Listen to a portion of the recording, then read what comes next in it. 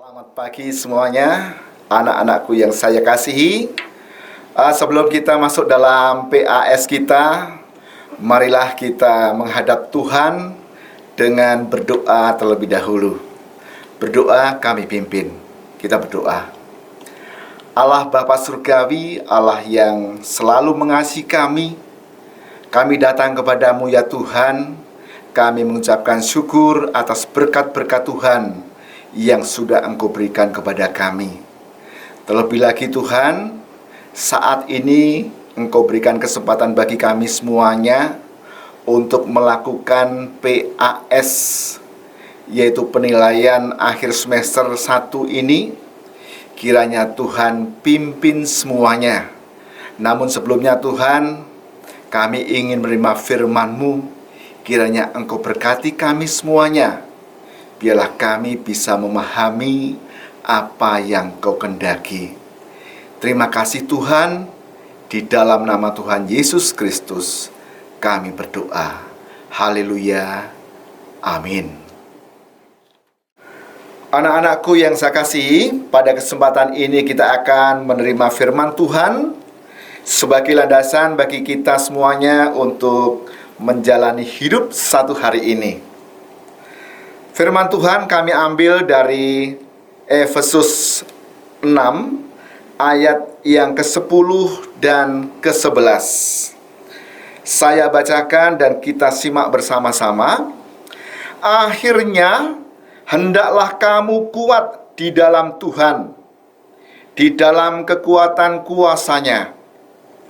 Kenakanlah seluruh perlengkapan senjata Allah, supaya kamu dapat bertahan melawan tipu muslihat iblis. Anak-anakku yang saya kasihi, firman Tuhan hari ini mengajak kita semuanya untuk merenungkan segala sesuatu yang betul-betul kita butuhkan hari ini. Renungan hari ini saya ingin memberikan judul, yaitu kuat di dalam Tuhan. Anak-anakku yang saya kasih, ketika kita memperhatikan orang tua kita pada saat akan membuat rumah, mereka membuat rumah bukan hanya kokoh saja, tetapi juga menghendaki bagaimana wajah yang indah. Anak-anak juga begitu, sering memperhatikan ya, ketika kalian membeli sepatu, mungkin kalian tidak hanya melihat wajah saja, wow ini ngedreng, wow ini bagus sekali. Tetapi kalian mempunyai suatu keinginan, bagaimana sepatu itu kuat dipakai. Nah, anak-anakku, Tuhan juga begitu menghendaki untuk kita semuanya agar di dalam perilaku kita itu mempunyai sikap yang bagus. Kita yang sikap bagus kepada orang lain dan sebagainya. Tetapi lebih dari itu, Tuhan juga kehendaki kita mempunyai kekuatan di dalam iman, kekuatan di dalam Tuhan. Itu anak-anakku. Nah, kalau kita perhatikan secara jasmani, orang-orang itu bisa melatih. Misalnya melatih dengan olahraga, fitness, jalan kaki, bersepeda, karate, dan sebagainya. Tetapi semuanya itu baru menguatkan jasmani kita. Nah, bagaimana dengan rohani kita seperti yang dikehendaki Tuhan? Ketika kita mempunyai sikap yang baik kepada orang lain, kita mempunyai sikap kepada orang tua, kepada guru, kepada teman-teman dan sebagainya, itu masih sikap secara jasmani yang tampak saja. Tetapi lebih dari itu, bagaimana yang dikehendaki Tuhan supaya kita mempunyai suatu sikap yang kuat di dalam beriman, yaitu kepercaya pada Tuhan. Anak-anak, kita lihat lagi ayat yang ke-11 tadi ya. 11 mempunyai suatu pernyataan demikian. Kenakanlah seluruh perlengkapan senjata Allah, supaya kamu dapat bertahan melawan tipu muslihat iblis. Nah, ada paling tidak 3 ciri yang ingin Pak disampaikan dalam renungan ini sebagai anak-anak yang kuat di dalam Tuhan itu yang seperti apa? Yang pertama, anak-anak Tuhan itu mampu mengatasi kegagalan. Anak-anak, memang ada 2 macam. Apa yang kita lakukan, lebih-lebih juga anak yang baru melakukan PAS nanti, ada 2 kemungkinan. Yang pertama adalah keberhasilan, itu yang kita inginkan. Tapi kemungkinan juga ada suatu kegagalan.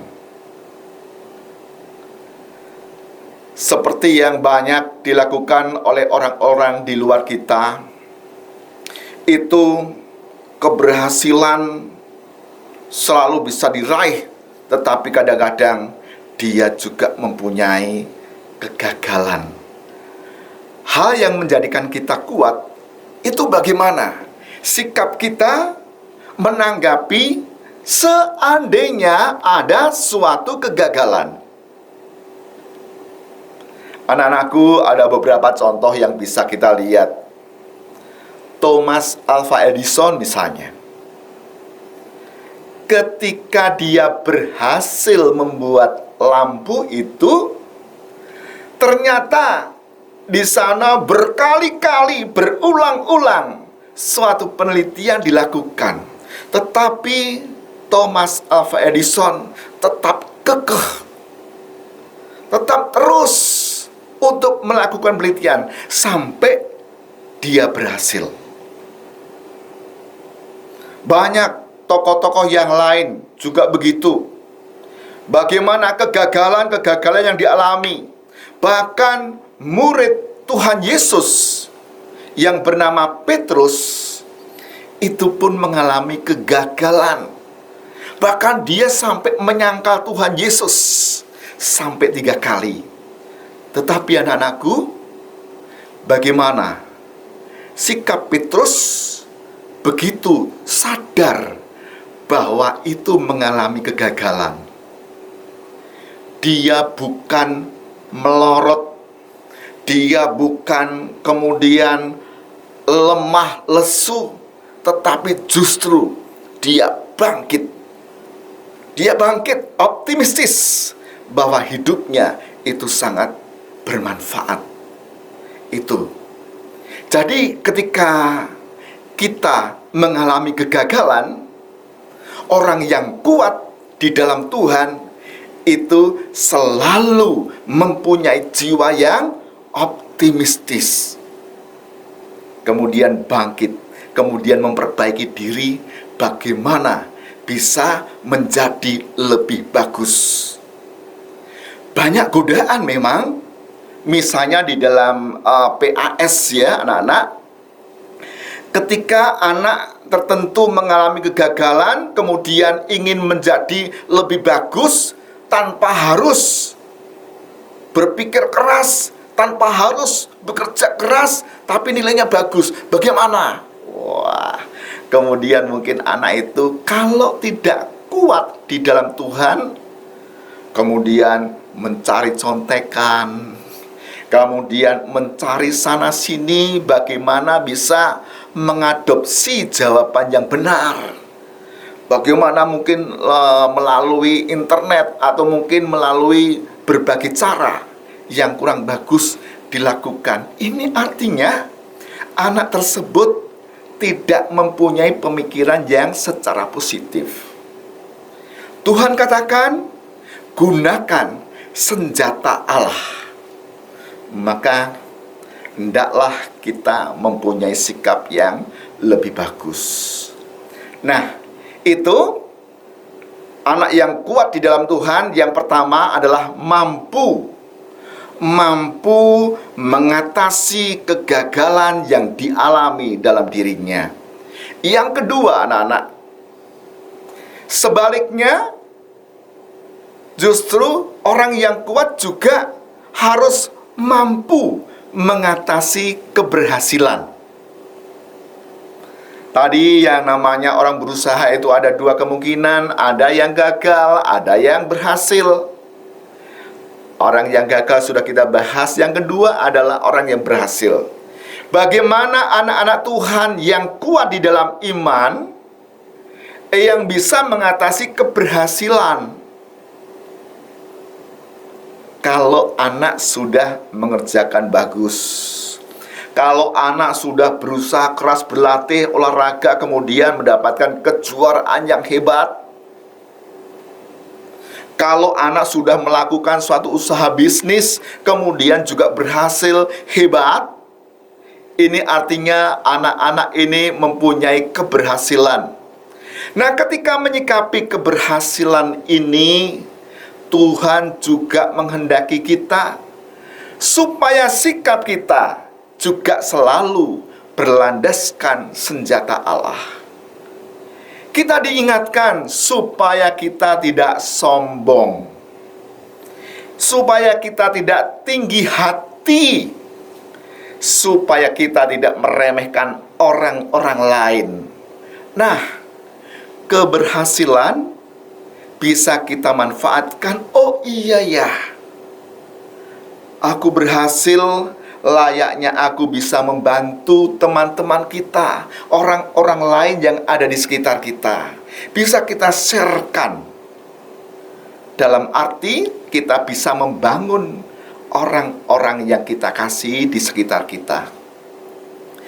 Kalau hasilnya berupa finansial, kita bisa berbagi kasih, bisa berbagi apa yang kita peroleh, mungkin bisa membantu orang-orang di sekitar kita yang mungkin merasa kurang dalam hal ini. Itu ciri yang kedua, anak-anak.